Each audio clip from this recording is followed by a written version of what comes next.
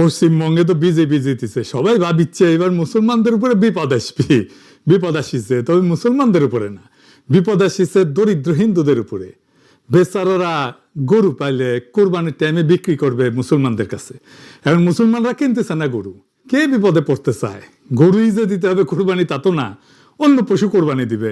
এখন হিন্দু গরু খামারিদের মাথাত হাত শুরু হয়ে গেছে কান্নাকাটি। এডিটর সাহেব দেখান কিছু ক্লিপ। তো আমাদের মরা ছাড়া কোনো লাইন নেই, আমাদের প্রচুর টাকা দেনা আছে, আত্মহত্যার পথে আমাদের যেতে হবে। খাটালে কম বেশি 10-20 লাখ টাকার এক একজনের কাছে গরু আছে, আমাদের 8 লাখ 10 লাখ, কারো যে যেমন বড় ব্যবসা করে তার তেমন দেনা আছে। এই কুরবানিতে গরু যদি না বিক্রি করতে পারি তাহলে আমরা তো পুরো নিঃস্ব হয়ে যাব। প্রত্যেক সরকারকে বলবো এইভাবে না মেরে আমাদের হাতে বিষ তুলে দেখ, আমরা বিষ খাই। হিন্দুদের এইভাবে বাঁচানো যায় না দাদা ভাই, এইভাবে একদম টোটালি বাঁচা। শুভেন্দু অধিকারী মহাশয় ভুল করছেন, নির্দিষ্ট সালে যেমন কুরবানির প্রথা চলছিল সেই প্রথা চালু করে। আমার ঋণ আছে 9 লাখ টাকা, ঋণের বোঝা শুভেন্দু অধিকারীকে নিতে হবে, নাহলে আমার স্বামী সুইসাইড করবে বলছে, সন্তান অনাথ হবে, কিভাবে চালাবো? আমি তো মেয়ে মানুষ, আমার কি বাইরে যাওয়ার ক্ষমতা আছে? আমি কি ইনকাম করবো? নির্দিষ্ট সময় দেওয়া হোক মানুষকে। দেখেছেন এইরকম ক্লিপ আপনি অসংখ্য দেখবেন ফেসবুকে, ইউটিউবে। আরো কয়েকটা দেখান এডিটর সাহেব। কি হবে বাবা, আমি বলতেই পারছি না। আমার গরুগুলো বিক্রি হোক, আমার ছেলেটা যাতে বেঁচে থাকে সেই চেষ্টা করো। গরু যদি বিক্রি না হয় আমার ছেলে মরে যাবে। কথা বেরোয় না, আমি কি বলবো, আমি মনে আনতে পারছি না। ওরা আমার এক প্যাকেট বিষ কিনে তো যায়, আমি বিষ খাই, আমার ওষুধ নেই, আমি সকাল থেকে ওষুধ খেতে পারি। এই গরুগুলো 3 দিন খাওয়া দিতে পারছি না, এই মুহূর্তে গরুগুলো মরবে এবং আমরা মরবো, আমাদের পরিবার মরবে। দড়ি নিয়ে ঘুরছেন কেন? গলায় দড়ি দেওয়া ছাড়া আমাদের বিকল্প কোনো রাস্তা নেই। কুরবানি না করতে পারলে মুসলমানরা জব্দ হয়ে যাবে, আপনার কি মনে হয়? জব্দ আমরাই হচ্ছি। আমাদের মরা ছাড়া কোনো উপায় নেই, শুধু আমি মরবো না, আমার সঙ্গে আমার পরিবার মরবে। 1.5 লাখ টাকা দেনা আছে এই গরুর উপরে, কিন্তু আমরা কি করব? আমরা শিক্ষিত ছেলে, সরকার একটা চাকরি দিতে পারছে না, কিন্তু আমাদের পেটে লাথি মারছে সরকার। সরকার যদি না দেনার দায় নেয় তাহলে আমাদের গলায় দড়ি দিতে হবে, বিষ খেতে হবে বা আত্মহত্যা করতে হবে। যেরকম সারদায় হয়েছে, কত লোক মারা গিয়েছে, তাহলে এও তো সেরকম পরিস্থিতি পড়ে গেছে। গরু বিক্রি না হলে আমাদের না খেয়ে মরতে হবে। আমরা কি করবো? নবান্ন নিয়ে যেতে হবে, তাহলে সেখানে গিয়ে সামনেই বেঁধে দেবো আমরা। তো হিন্দু লোক আমরা তো সরকারি আমরা খুবই খুশি, খুবই আনন্দিত, কিন্তু হঠাৎ আমাদের পেটে লাথি বললে আমরা কোথায় যাব? গরু যদি আমরা ছেড়ে দিই সেটাও তো একটা লোকের ক্ষতি করবে, সে তো আমার দায়ী করবে। আজ যদি আমি একটা গরু ছেড়ে দিই আমার টাকা চলে যাবে, আমার জীবন চলে যাবে, কিন্তু ওই যদি গরুটা গিয়ে যদি 10টা লোকের ক্ষতি করে তার দায় কে নেবে? সরকার দায়িত্ব নিয়ে বলুক, গরু বাছুরগুলো আমরা নিয়ে নেবো, ন্যায্য মূল্যে নিয়ে নেবো, আমরা মুসলিমদের কাছে বেচবো না, তারা নিয়ে তারা কি করবে তারা বুঝুক। ব্যবসা না করতে দিলে তো আমরা মরে যাবো, তাহলে আমরা কি খাবো সারা বছর? যে যার মরতে হবে, এছাড়াও পথ নেই। আমাদের নিজেদের খাওয়া হবে না, গরুগুলোর প্রত্যেকে বসিয়ে খাওয়া দেবো, গরুটা কি করে রাখবো? আমরা তো মারা পড়ে যাবো। আমি গরিব মানুষ, আমার সময়তে একটা বেচতে হবে, সেটাকে হাক পাবো না, কেউ আসবে না সেখানে। সেখানে যদি না পাই আমি আর কি করবো, কোথায় যাবো? আমি তো বিয়ে দিতে গেলে আমার তো সময়টা লাগবে, এখানে পয়সার দরকার, অসুখ বিসুখ হলে সেখানে একটা বাসন বেচতে হবে, হাকটা পাবো না। আমি এটা যদি না পাই তাহলে আমি কি করি?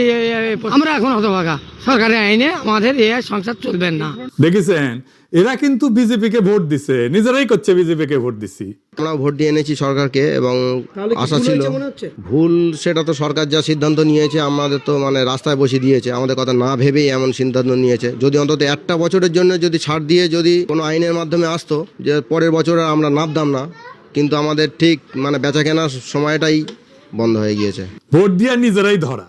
দেখেছেন, ধরেন এখন কেউ কইলো যে আমি এটা খামু না, খাওয়া দাওয়া তো রুচির ব্যাপার, ছোটবেলা থেকে গরু না খাইয়ে থাকলে তো হুট করে কেউ খাইতে পারবে না, কিন্তু আমি কাউরে খাইতে দেব না, এটা কি বলতে পারি? আর একজন খাইতেছে, তুমি তো খাইতেছো না। বিজেপি কি সারা দুনিয়া গরু খাওয়া বন্ধ করতে পারবে? বন্ধ করবে কি? সে তো সারা দুনিয়া এক্সপোর্ট করে, 3rd হইছে ওই এক্সপোর্টে সারা দুনিয়া। মামা আমি 3rd হইছি, কিন্তু নিজের দেশে মুসলমানদের খাইতে দেবে না। কেমন যাওয়া দেখেন, কেমন বন্যামি। যাই হোক, এই যে গো হত্যা নিয়ে বিজেপি ধর্মযুদ্ধ শুরু করলো, এটার ধর্মীয় কোনো শক্ত বিধান কি হিন্দু ধর্মে আছে? গরু হত্যা বা গো হত্যা কি হিন্দু ধর্মে অপরাধ? আসেন এটা একটু বুঝে দেখি। হিন্দুদের ধর্মগ্রন্থ কিন্তু 2টা, পবিত্র ধর্মগ্রন্থ 2টা, বেদ আর উপনিষদ, কোরআন আর হাদিসের মতো আর কি। বেদে গরুকে বলা হয়েছে অজ্ঞা, মানে যাকে হত্যা করা উচিত না। কিন্তু আপনি যদি বেদ আরো গভীরভাবে পাঠ করেন, বিশেষভাবে ঋগ্বেদ আর সংস্কৃত যদি জানেন ভালোভাবে, তাহলে দেখবেন কেস করে খারাপ। দেখবেন এই বিজেপির মূর্খতারা কিছুই বুঝে নাই। আসলে হিন্দু ধর্মে গোহত্যা নিয়ে কি বলা আছে আমরা গভীরে যায় দেখবো, মজা আছে কলে। এই বিষয়টা আলাপ করার আগে একটা ইতিহাস আমাদের জানতে হবে, না হলে বিষয়টা বোঝা যাবে না গভীরে যায়। গল্পের মতো কইরা বলবো, বোরিং লাগবে না, অনেক নতুন জিনিস শিখতে পারবেন। আমাদের অঞ্চলের সবচেয়ে প্রাচীন সভ্যতা ছিল সিন্ধু সভ্যতা। পাকিস্তানের সিন্ধু উপত্যকায় এই সভ্যতার জন্ম।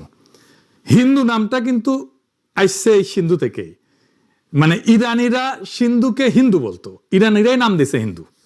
পারস্যরা, সংস্কৃতে অনেক শব্দ যা দন্তস্ব দিয়ে শুরু, তাদের উচ্চারণ হ হইতো আর কি পার্সিয়ানে।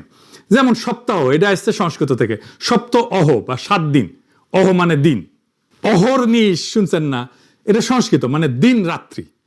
পার্সিয়ান ভাষায় সপ্তাহ হইতেছে হপ্তা, আমরা হপ্তাহ ইউজ করি, কিন্তু হিন্দুরা অসুর বলে না, অসুর এই যে দুর্গা, মা দুর্গার সাথে থাকে অসুর, সেটা পারস্যে বলে আহুর। আহুর মাজদা পার্সিয়ানদের দেবতা ছিল, প্রাচীন পার্সিয়ানদের। যাই হোক, এই সিন্ধু সভ্যতা সম্পদের প্রাচুর্যে ভরা ছিল। দারুণ নগর, পানি ব্যবস্থাপনা, সেচ, বাঁধ, ড্রেন, এইসব দিয়ে একদম আধুনিক নগরের প্রতিচ্ছবি ছিল। সিন্ধু উপত্যকায় ছিল 7টা নদী, আমাদের পূর্বপুরুষেরা বলতো সপ্ত সিন্ধু। সপ্ত সিন্ধুর অঞ্চল ছিল কাশ্মীর, পাঞ্জাব, সিন্ধু, আফগানিস্তানের কিছু এলাকা। এই সপ্ত সিন্ধুর নাম ছিল সিন্ধু, বিতস্তা, সেনাব, রাবি, বিয়াস, সতলেজ আর সরস্বতী। হইল 7টা। আচ্ছা, এই নদীগুলো এতই বেগবতী ছিল যে প্রাচীন মানুষের কাছে ছিল সাগরের মতো। আমরা এই 7 সাগরের ওপারে জগৎকে আলাদা জগৎ বলে মনে করতাম। একটা গান আছে না, শুনেছেন না, ওই যে আমি 7 সাগরের ওপার হতে তোমায় দেখেছি, আর মন ভ্রমর আর কাজল পাখায় ছবি এঁকেছি। বারো গান আছে তো, আমি 7 সাগর পাড়ি দিয়ে কেন সৈকতে পড়ে আছি। তো ওইখানে ওই সিন্ধুর কৃষিতে ছিল আধুনিক সেচ ব্যবস্থা, এই জন্য প্রচুর বাদ দেওয়া হয়েছিল নদীতে, তার শাখাতে। একদিন সেই সভ্যতা ধ্বংস হয়ে গেল। কেন ধ্বংস হয়েছিল জানেন?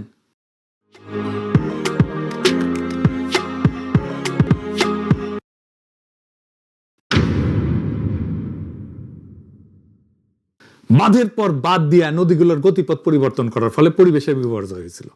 বারে বারে ভয়াবহ বন্যা হয়ে ধ্বংস করে দিল এই সভ্যতা। প্রকৃতির প্রতিশোধ এমনই নির্মম আর নির্দয় হয়, বুঝিসাও? তো এই বন্যা যখন চলতে থাকে তখন সিন্ধুর শাসকদের বিরুদ্ধে বিদ্রোহ হয়। কৃষকেরাই করে বিদ্রোহ। এই বিদ্রোহের নেতৃত্ব দেয় ইন্দ্র। এই ইন্দ্রকে হিন্দুরা দেবতা মানে। ইন্দ্রর কাজ ছিল বাঁধগুলো লোকজন নিয়ে যা ভেঙে দেওয়া। ওই বাঁধ ভাঙার সময় লেখা হয় ঋগ্বেদ, হিন্দুদের প্রধান ধর্মগ্রন্থ। ঋগ্বেদে বাঁধ ভাঙার গান। রবীন্দ্রনাথের গান আছে না, বাঁধ ভেঙে দাও, বাঁধ ভেঙে দাও, বাঁধ ভেঙে দাও, ভাগো। এইটা ঋগ্বেদের গান। আমরা এই প্রসঙ্গে পরে আসবো। বাঁধ ভাঙ্গাও সিন্ধু সভ্যতাকে বাঁচানো যায় না, তো সিন্ধু ধ্বংস হয়ে গেল। সিন্ধুর নিরাশ্রয় উদ্বাস্তু মানুষ চলতে চলতে চলতে চলতে আইসা পৌঁছলো সরস্বতী নদীর তীরে। বিশাল আর বেগবতী নদী সরস্বতীর তীরে আবার নতুন করে গড়ে উঠতে থাকলো সভ্যতা। সরস্বতীর তীরে নতুন করে বসতি গড়া মানুষের কাছে সরস্বতী আর নদী থাকলো না, একজন দেবী হয়ে উঠলো। এই নদী সরস্বতী, বিদ্যার দেবী সরস্বতী হয়। আজকার ওইদিকে না যাই, যাই হোক, কিন্তু একদিন এই সরস্বতীও শুকায় যায়, হারায় গেল জলস্রোত। আবার শুরু হইল উদ্বাস্তের যাত্রা। আমাদের কালেকটিভ মেমোরিতে জল জল করতেছে 2টা সভ্যতার ধ্বংস। জন্ম নিল প্রবাদের, অভাগা যেদিকে চায় সাগর শুকায় যায়। মিলাইতে পারেন এবার? মজা লাগতেছে না? এখন সব পকপকা হয়ে যাইতেছে, কোনটা কোটি থেকে আসিচ্ছে। আবার শুরু হইলো উদ্বাস্তুর মতো যাত্রা। তাদের একাংশ এসে পৌঁছালো আরো সমতলে আর এক সরস্বতীর মতো বেগবতী নদীর তীরে, তার নাম গঙ্গা। এই হইতেছে হিন্দু সম্প্রদায়ের জার্নি। কি একটা প্যাথেটিক অবস্থা দেখেন, যে সিন্ধু উপত্যকায় তাদের ধর্মের জন্ম, যার নামে তাদের পরিচিত ধর্ম, সেইটা পড়েছে পাকিস্তানে। সেই পাকিস্তানে বোমা মারা লাগে তাদের। যাই হোক, এইবার আসেন আমাদের আসল আলাপে। সংস্কৃতে গো শব্দের অর্থ কি? সংস্কৃতে গো শব্দের মানে শুধু গরু না। গো মানে জল, গো মানে নদী, গো মানে প্রবাহ, এবং সবচেয়ে গুরুত্বপূর্ণ গো হত্যা মানে বৈদিক যুক্তিতে নদী হত্যা। গো হলো জল বা পানির একটা সমার্থক শব্দ। ঋগ্বেদের ভেতরে গো শব্দ জল বা পানি অর্থে বহুবার ব্যবহৃত হয়েছে, অন্তত 12টা জায়গা। এই কারণেই হিমালয়ে গঙ্গার উৎসমুখের নাম গোমুখ। গরুর মুখ না গলে, মানে এটা জলের মুখ, জলের উৎস বা পানির উৎস। কিন্তু শুধু আমাদের দেশে না, উত্তরপ্রদেশে একটা নদী আছে গোমতী। ঋগ্বেদে গোমতী নদীর নাম আছে, কিন্তু গোমতী মানে জলবতী, যিনি জল ধারণ করেন। আফগানিস্তান পাকিস্তান সীমান্তে গোমাল বলে একটা নদী আছে। সবগুলোর নামে গো আছে, কেন? গো মানে জল। দক্ষিণ ভারতের বৃহত্তম নদী গোদাবরী। গোদাবরী মানে জল দানকারিণী। গোদাবরীর শাখা আবার